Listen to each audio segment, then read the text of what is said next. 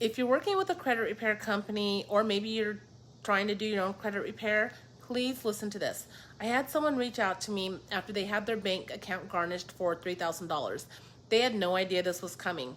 So the bank told them that it's a debt collection garnishment from a debt collector, actually debt buyer, named Portfolio Recovery Associates.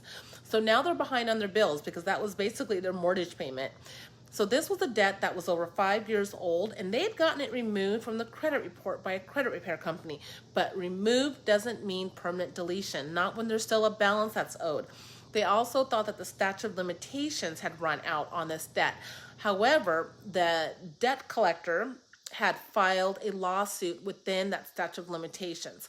So this person also admitted that they had changed their number, they didn't answer calls, that they didn't recognize the number, and that they had moved several times. Now, they also received a garnishment summons court date coming up. So, of course, I told them to don't miss that. So, for those of you who follow me, this is exactly what I don't want to see happen to you.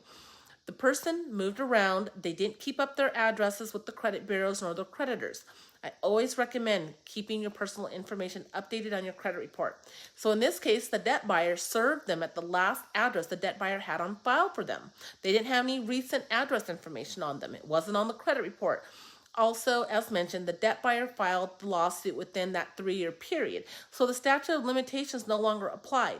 This is what debt buyers and original creditors do. They'll file the lawsuit during the statute of limitations because it then pretty much freezes the statute of limitations. The statute of limitations is on hold.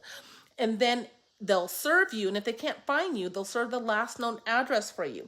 So this person didn't know that they were served. They didn't know to show up to court. The debt buyer got a default judgment, and wage garnishment began. Very unfortunate situation, especially because Portfolio Recovery is a debt collector that will do pay for deletes. You can work out a payment plan with them. You can negotiate your balance down, and then once you pay it off, they will permanently delete it off your credit report.